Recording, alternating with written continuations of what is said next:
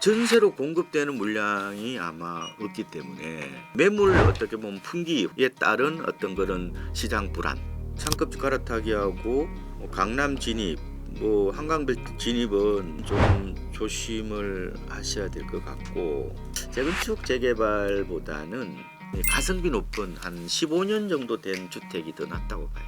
그래서 이제는 오히려 시세가 오르는 것보다 이 아마 생명이 될 겁니다.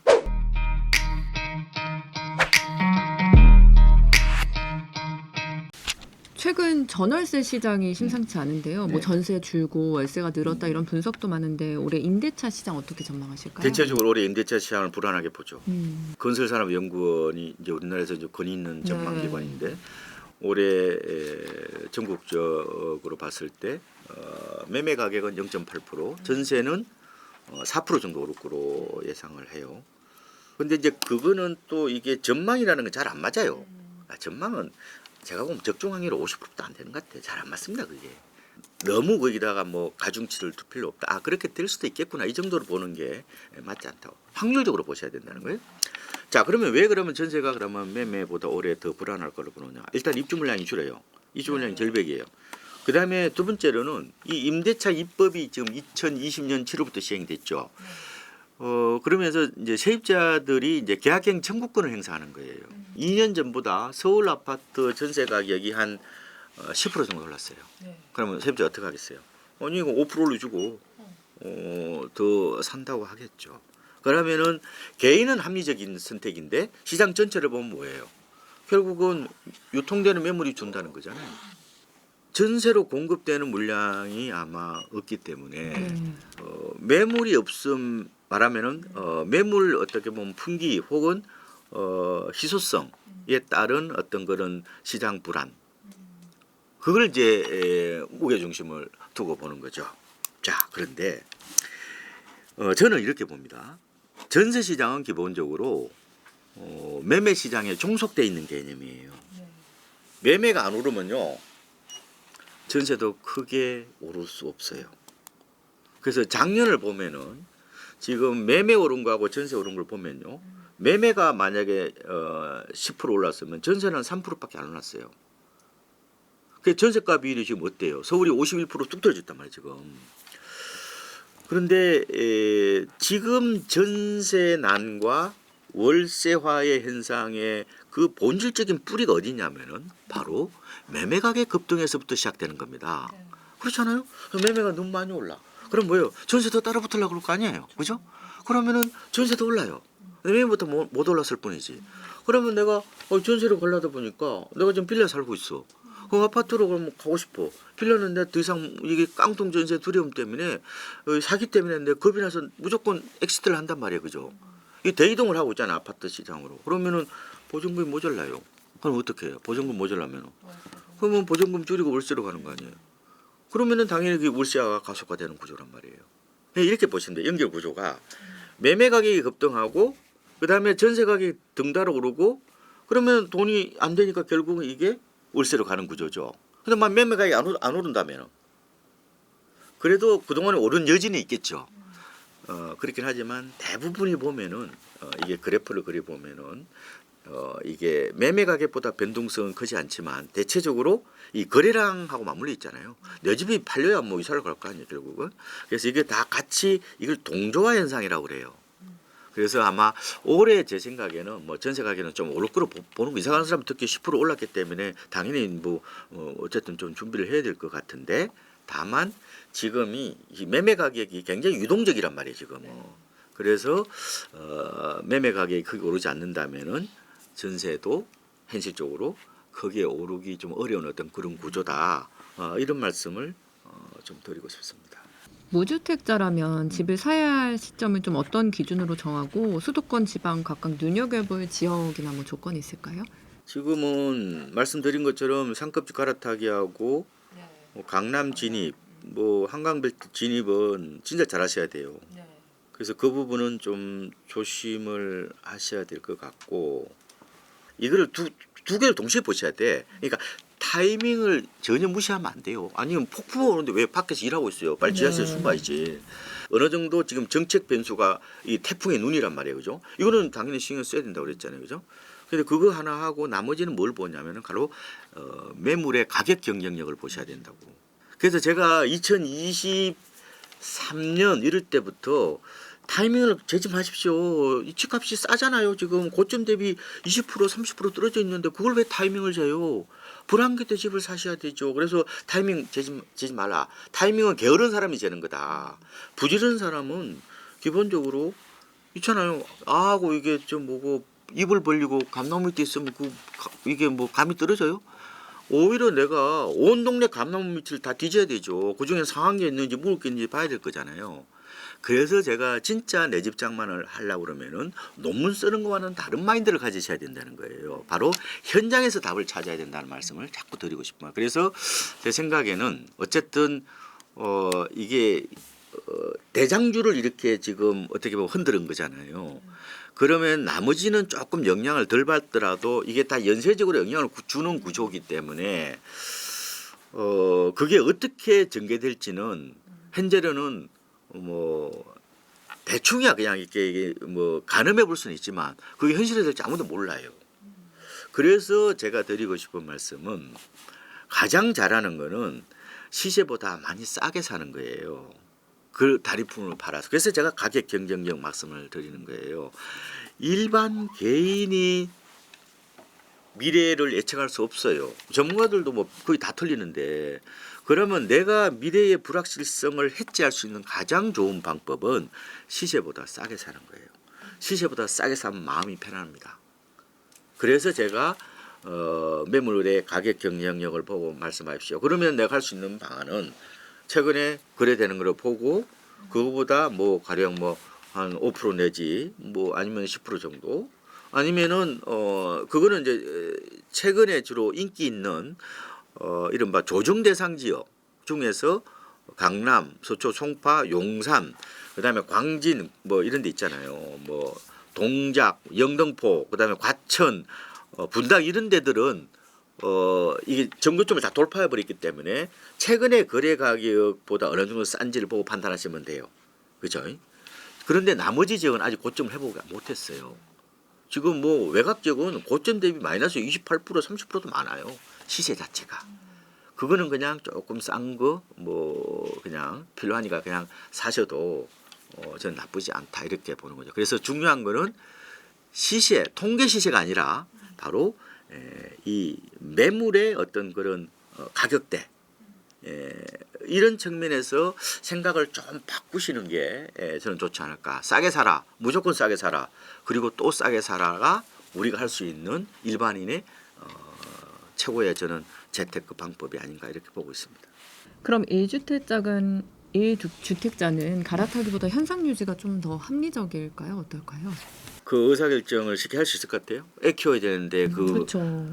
그런 문제까지 다 맞물려 있기 때문에 그게 쉬운 게 아니에요. 그런데 이제 제 생각에는 이런 의사결정 부분은 바로 간절하고 절박해야 돼요. 그러면은 이거는 강한 필요를 말하는 거거든요.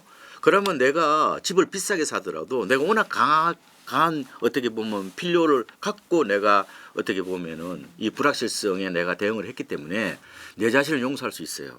특히 갈아타기 하실 때 내 집은 조금 손해보고 가는 거예요.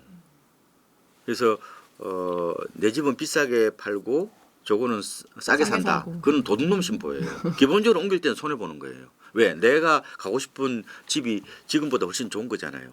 그래서 의사결정을 어떻게 하냐면 일단은 내 거 싸게 팔고 싸게 옮긴다는 생각을 하셔야 되고 두 번째로는 반드시 팔고 사셔야 돼. 지금은 선매도 후매수 원칙을 지키셔야 돼.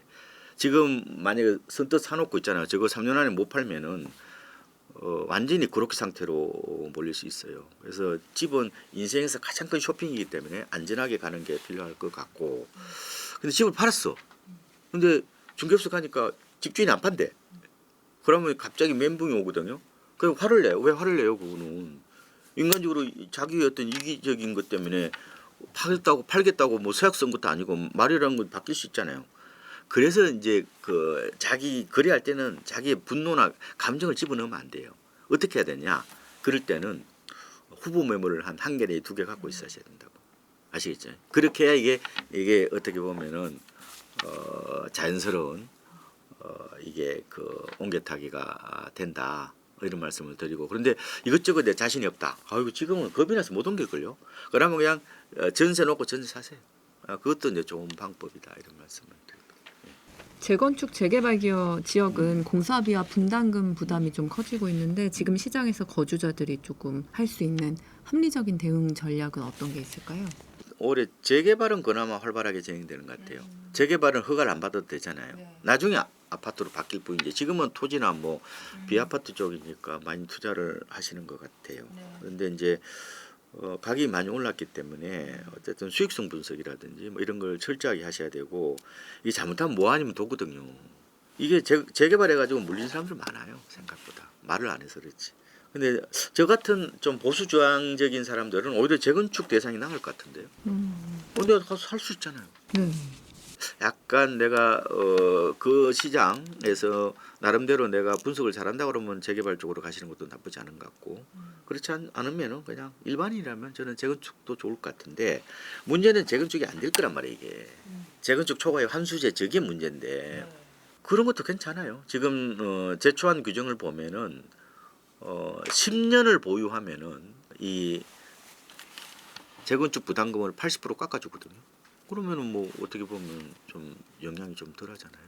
어쨌든 재건축이 좀 더 그나마 이 실체가 있기 때문에 뭐 저는 좀 낫다고 보네요. 이 리스크 차원에서는. 그렇지만 이게 재건축이 언제 될지 뭐 알 수가 없는 거잖아요. 그래서 오히려 저는 재건축 재개발보다는 너무 오래되지 않는 가성비 높은 한 15년 정도 된 주택이 더 낫다고 봐요. 그러니까 제가 얼죽신이라는 말을 제가 만들어냈잖아요. 그 어느 정도 신축이라는 걸 벌써 얼마 됐어? 2년 됐잖아요. 그게 지금은 뭐 그런 경향이 있다는 거지. 우리나라에서 지금 아파트 수명을 30년 정도 보잖아요. 그렇잖아요. 그러니까 10년 정도가 세집 기준이란 말이에요. 근데 저 뭐 뉴욕 월가리인데 가보면 맨하탄은 100년 가잖아요. 거기는 30년까지 세집이에요. 2010년도 이후에 우리나라가 고호파 바람이 불어가지고 외장재를 보면 뭐 이게 그냥 똑같아요. 새로 지은 거나 적은 거. 지금 잠실에 리센츠라고 있는데 그 시장이 그 바로 밑에거든. 우리나라의 네. 서울 아파트 시장에서. 그거 올해 18년 됐어요. 가보세요. 새집이지. 그래서 저는 30년까지는 새집이다. 그런 측면에서 보면은 누구는 뭐 새집 안 가고 싶어요. 그런데 뭐 가성비 전략 차원에서 뭐 15년에서 한 20년 정도 된 것들도 뭐 저는 그렇게 나쁜 전략은 아니다. 이런 말씀을 좀 드리고 싶습니다. 그러니까 조금은 실속 소비라든지 뭐 이런 알뜰 소비 이런 것도 한번 생각을 해 보셔야 되고, 요새는 친세권 이런 얘기는 친정집 가까운데 또 뭐 처세권 처갓집 가까운데 어떤 달은 뭐 시세권 시댁이 가까운데 별로 좋아하지 않아요. 그런 이게 생활의 영역이기 때문에 이게 그렇게 재테크 하나만으로 이게 의사결정을 하기에는, 특히나 이제 결혼을 하고 외길 놓으면은 그렇지 않아요. 안 돼요. 그래서 항상 내가 최상보다 최적이 나은 거예요. 최적이. 나한테 맞춤형 여러 가지 출근거리라든지 또 뭐예요? 그다음에 뭐 자녀의 어떤 그런 육아 문제라든지 돌봄 문제 이런 걸 다 고민해서 설정하셔야 되는데, 다만 이왕이면은 저는 좀 대단지 중심으로 가시는 걸 추천을 드리는 거예요. 청가고 넘는. 왜? 앞으로 부동산은 거래가 안 돼요. 그래서 이제는 오히려 시세가 오르는 것보다 황금성, 유동성이 아마 생명이 될 겁니다. 이걸 거래 회전율이라고 그러거든요. 앞으로 아파트에는 거래가 안 돼요. 작년에 전체 주택 거래량 가운데 아파트 거래 비중이 차지하는 게 77%인가? 많을 때는 80% 넘어요. 저 광주하고 제가 보니까 대구는요, 많을 때는 93%까지 돼요. 이 아파트 편식 사회가 이게 어떻게 보면은 지금 부동산 시장을 그대로 보여주는 거기 때문에, 어쨌든 중요한 건 아파트를 선호하는 여러 가지 이유 중에 하나가 뭐 재테크도 있고 여러 가지가 있지만, 바로 저는 황금성이라는 측면도 무시할 수 없다. 그래서 아파트를 중금융 상품, 유사금융 상품이라고도 표현해요. 그래서 저는 이치는 어쨌든 간에 뭐 내가 사는 데는 다 좋은 데야. 근데 그거를 사실 때 조금은 나중에 이제 팔 걸 대비해서 조금 대단지 중심으로 접근하시는 거 그 정도만 추천을 드리고 나머지는 결국 집사람한테 맡기면 돼요. 남자들 나대지 않으면 돼. 마지막 질문 드릴게요. 올해 상하반기 부동산 시장 흐름 좀 어떻게 전망하시는지 궁금하고 변수 꼽아주세요. 변수는 정책 변수가 일단은 가장 큰 거로 보고 뭐 금리는 중요하지 않고 입주 물량도 이미 다 나와 있잖아요. 그런 상수죠. 정부가 정책을 어떻게 펼 건지가 가장 중요한 포인트다 이렇게 말씀을 드리고 여전히 조금은 불확실한 측면이 있어요. 그래서 갈아타기를 하거나 아니면은 내 집을 뭐 새로 장만하는 분들은 어쨌든 정부가 이렇게 이제 시장에 이제 어떻게 보면 메시지를 보내는 거잖아요. 그러면 시장은 유기체이기 때문에 그에 따라 반응을 해요. 그걸 보고 의사결정을 하는 게 낫다. 너무 서두르지 마라. 지금 포모 어떤 그런 증후군에 빠질 때는 아니다 이런 말씀을 드리고 제가 한 두 가지 정도만 내 집 마련을 하시는 분한테 이제 말씀을 드리고 싶은 거는 첫 번째로는 의사결정을 하시려면은 이게 단지 전망만으로 의사결정이 안 돼요. 그래서 이게 이제 그 포고에 이제 포고라는 행동 과학자가 있는데 이 모형이 맵 이론이라는 게 있어요. MAP라고 있는데 비헤이버 행동으로 가려면은 모티베이션이 있어야 돼요. 강한 이게 동기가 있어야 되고 그 다음에 이제 어빌리티죠. 능력이죠. 근데 돈이 어디 있어요? 그 다음에 이제 하나는 프롬프트 트리거 같은 거죠. 그게 이 삼위일체가 되어야 행동으로 가는 거예요. 요 중에서 가장 중요한 거는 어차피 돈이 있으니까 집을 살려고 고민하는 거잖아요. 그죠? 그러면 은행 가기 전에 참 계약서 쓰기 전에 대출 확인해 보는 거는 기본이죠. 그거는. 그보다 더 중요한 거는 간절함하고 절박함이에요. 꼭 집을 사야 돼요? 아니 옛날에는 이른바 윗세대들은 부동산 중독 세대였거든요. 집은 삶의 필수였어요. 저는 지금 MZ세대들은 집은 선택이라고 봅니다. 아니 다른 거 코인이나 주식에서 또 많이 벌 거면 뭐로 집을 사요? 어차피 집 사는 가장 큰 이유가 재테크라면. 그래서 제가 드리고 싶은 말씀인데 지금 대출을 해서 집을 살 수도 있고 나중에 돈을 벌어서 살 수도 있어요. 지금은 두 가지예요. 전통적 방법이 있고 또 하나 방법은 이게 우회적 전략이라는 거예요. 그래서 이제 어떤 판단을 할 거냐는 문제인데 만약에 내가 최근에 3년 동안에 연평균 수익률이 한 10% 이상 넘었다. 그러면은 집 안 사시는 게 좋아. 차라리 월세 살면서 돈을 더 모으십시오. 그렇죠. 그러니까 중요한 것은 나의 금융지능과 나의 금융 경쟁력이 어떻게 되는지를 보고 판단하셔야 돼요. 지금은 수독 사피엔스 세상입니다. 주식이 삶의 필수가 된 세상이야. 그렇잖아요. 어차피 돈 벌려고 하는 거 아니에요? 그렇다면은 내가 남들보다 어떤 뭐 산업 분석을 잘하거나 기술적 분석을 잘하거나 아니면 감정 지능에서 굉장히 앞서 있다라고 생각하시면은 부동산은 그렇게 서두를 것 없다. 그런데 내가 보니까 최근에 3년 동안 내 수익률이 뭐 2% 뭐 그다음에 마이너스 1% 왔다 갔다 한다. 앞으로 그렇게 될 가능성이 굉장히 높아요. 왜? 3년 정도는 실력입니다. 그거는 안 바뀌어요. 사람은 쉽게. 그러면은 그런 사람은 오히려 주식하지 말고 차라리 집을 사요. 그래서 대출을 해서 집을 산단 말이에요. 그러면은 이게 이제 강제 저축 기능이라고 있어요. 집이라는 것은. 그죠? 대출이 많으면 나도 모르게 허리띠를 졸라매게 돼 있잖아요. 그 대출을 갚다 보면은 어느 순간 뭐요? 내가 완성된 어떻게 보면 형태의 집을 소유하게 되는 거거든요. 그래서 사실상 집을 살까 말까 하는 부분들은 옛날에는 그 한쪽으로 쭉 가는 길이었지만 지금은 사실상 두 갈래 길이 있어요. 그래서 그러면은 이 의사결정이 바로 누구한테 물어봐야 되냐면은 나한테 물어봐야 되는 거예요. 사실상 나의 진정한 어떻게 보면은 경쟁력은 어디에서 나오느냐 보고 판단하셔야 된다는 거예요.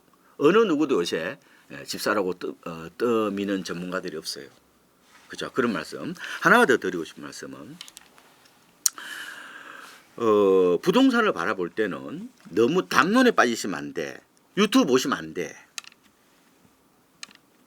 그래서 많은 사람들이 이 자극적인 얘기에 쉽게 현혹이 되는데 절반의 진실을 얘기하는 사람은 항상 조심하셔야 돼. 그래서 제 생각에는 그런 시황이라든지 이런 데보다는 내가 진짜 집을 사야 되는 강력한 어떻게 보면 필요, 절박함 이게 더 중요한 거예요. 오히려 그러면은 어떻게 보면은 거기에 맞춰서 현장에서 답을 찾으셔야 된다는 말씀을 드리고 싶어요. 생각을 많이 하지 마시고 오히려 행동을 많이 하시는. 그래서 1g의 실천이 행동이 1000톤의 계획보다도 훨씬 더 소중하다는 거예요. 그렇죠? 그런 말씀을 제가 좀 말씀을 드리면서 마무리하겠습니다. 네, 오늘 위원님과 올해 부동산 시장 흐름 짚어봤습니다. 오늘 말씀 감사합니다.